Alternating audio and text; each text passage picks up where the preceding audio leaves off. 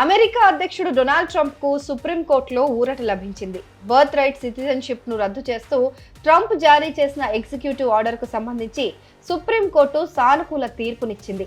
America గడ్డపైన జన్మించే ప్రతి ఒక్కరికి ఆ దేశ పౌరసత్వం ఇవ్వకూడదనే ఉద్దేశంతో బర్త్ రైట్ సిటిజన్షిప్ ను రద్దు చేస్తూ అధ్యక్షుడు డొనాల్డ్ ట్రంప్ ఎగ్జిక్యూటివ్ ఆర్డర్ జారీ చేసిన విషయం తెలిసిందే.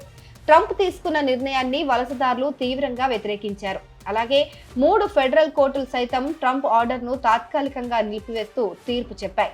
అయితే ప్రెసిడెంట్ జారీ చేసిన ఆర్డర్కు వ్యతిరేకంగా దిగువ కోర్టులు ఇచ్చిన తీర్పులను పాక్షికంగా నిలిపివేయాలని ట్రంప్ అడ్మినిస్ట్రేషన్ సుప్రీంకోర్టుకు వెళ్ళింది. ట్రంప్ అడ్మినిస్ట్రేషన్ చేసిన అభ్యర్థనను సుప్రీంకోర్టు శుక్రవారం అంగీకరించింది. అయితే ప్రెసిడెంట్ ఎగ్జిక్యూటివ్ ఆర్డర్ అమలును అడ్డుకుంటున్న ట్రయల్ కోర్టులు, ఏకసభ్య ధర్మాసనాల అధికారాలకు సుప్రీంకోర్టు కోత విధించింది. జాతీయ స్థాయిలో ప్రభావితం చూపేలా ఆదేశాలిచ్చే అధికారం ఏకసభ్య ధర్మాసనాలకు లేదని స్పష్టం చేసింది. అయితే సుప్రీంకోర్టు మెజారిటీ సభ్యుల తీర్పుపైన భిన్నాభిప్రాయం కూడా వ్యక్తమైంది. రాజ్యాంగాన్ని యథేచ్ఛగా ఉల్లంఘించుకోండి అని ప్రభుత్వాన్ని ఆహ్వానించినట్లుగా ఈ తీర్పు ఉందని జడ్జి జస్టిస్ సోనియా సోటోమేయర్ అసమ్మతి నోట్లో పేర్కొన్నారు.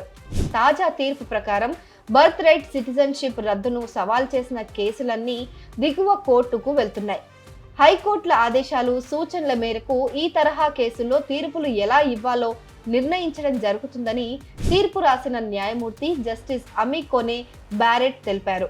అయితే బర్త్ రైట్ సిటిజన్షిప్ రద్దు చేస్తూ గతంలో ట్రంప్ జారీ చేసిన ఆదేశాల చట్టబద్ధత పైన న్యాయస్థానం స్పష్టత ఇవ్వలేదు. అమెరికా అధ్యక్షుడిగా డొనాల్డ్ ట్రంప్ రెండోసారి ప్రమాణ స్వీకారం చేసిన కొద్దిసేపటికే జనవరి 20న బర్త్ రైట్ సిటిజన్షిప్ ను రద్దు చేస్తూ ఎగ్జిక్యూటివ్ ఆర్డర్ ను జారీ చేశారు.